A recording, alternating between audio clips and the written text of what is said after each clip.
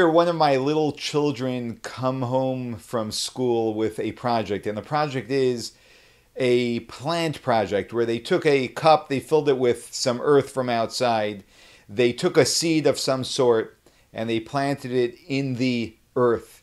And their teacher told them that something is going to sprout forth, and they wait a couple of days, and suddenly they see something green coming out, and it's so fascinating. And to us adults, maybe it's not that fascinating. But actually, when we think about it for just a simple moment, it is extremely fascinating that from a little seed that we plant in earth comes forth, potentially, an enormous tree. And that tree can actually give off a multitude of fruit, if it's a fruit seed that was planted from this very one seed, which is only one of many seeds that came out of one fruit. So the potential that lies in that seed is enormous. And how do we bring out the potential from that seed? By planting it in earth and deliberately making it decompose.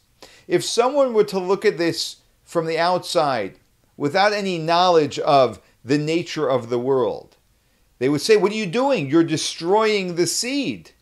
How are we going to grow a tree from this if you're going to destroy the seed? But of course, we all know that when you plant a seed, it brings out the potential of the seed through the seed decomposing. It's because it's part of our nature that we accept it. And this is the reason why the Torah associates the giving of charity with the planting of a seed. By way of example, and this is one of many examples that we have in the Torah, but in our prayers we say every single morning, Zorea tzedakos, planting righteousness or planting tzedakah, charity. Because charity works in the exact same way. Someone takes $10 out of their pocket and gives it away. What are they doing? They're losing their money. The same way you take a seed and bury it in the ground, it is decomposing. You are losing it. You're destroying it. You're getting rid of it. But just as we know that with a seed, although it appears to be as if we are destroying the seed, but through it decomposing, actually out of that comes forth so much more. Charity is the exact same way, and that is the message the Torah is trying to convey to us. That when we give away money, it would seem like we're losing money. But actually, when we're giving it for the purpose of helping another, it's not losing the money, it's investing the money. That's language we understand. It's an investment that will grow. It's a successful investment. And just as when you plant a seed, it decomposes, likewise, we need to, in some form or shape, decompose ourselves when we want to do the mitzvah of tzedakah, when we want to help another person. Meaning, we need to develop humility, less self-orientation. We have to be consumed with the fact that this person needs something now and be so caught up in their need that we forget about protecting ourselves. And that is the way we actually plant money. And that is how money ends up multiplying. Because the creator of the universe then says, who would be a fantastic person for me to invest my money with so that it will be used in the productive way I want it to be used on earth?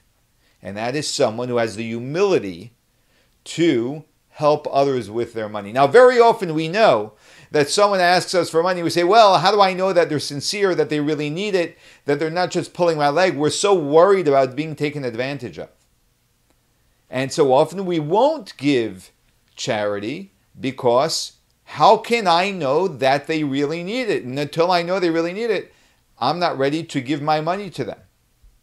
And this is similar to, a person who goes to a particular store and every time he buys something from that store, he notices that the change that he gets from his payment is always off.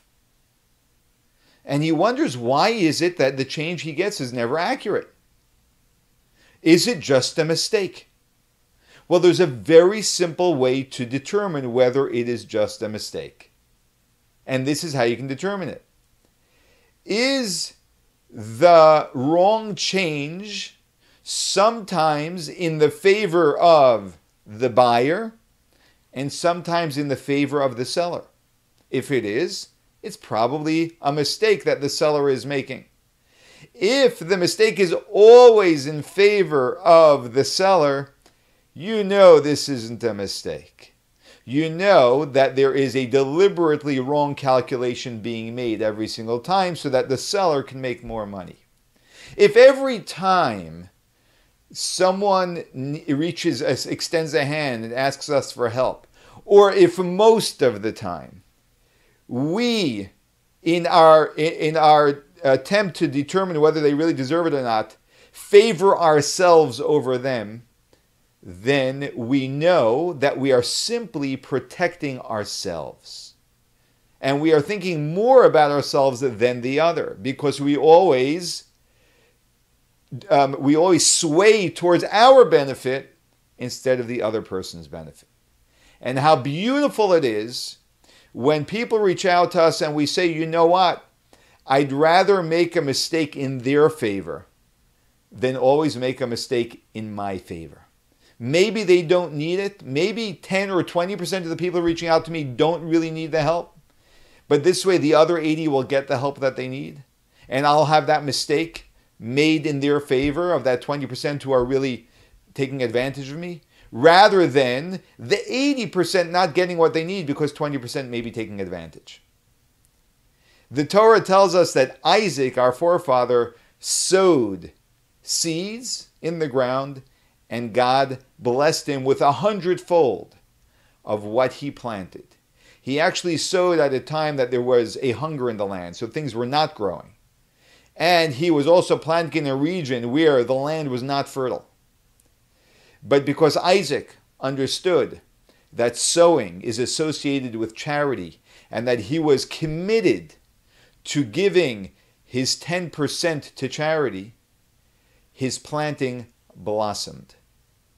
We need to bring humility into everything that we do and every decision that we make. And the more we pay attention, the more we notice that in areas that we may not have realized, we are very often, I should say, looking out for ourselves far more than we're looking out for others. And the more we start looking out for others and less for ourselves, the more beautiful people we become, the more we contribute to society around us, and the more God blesses us.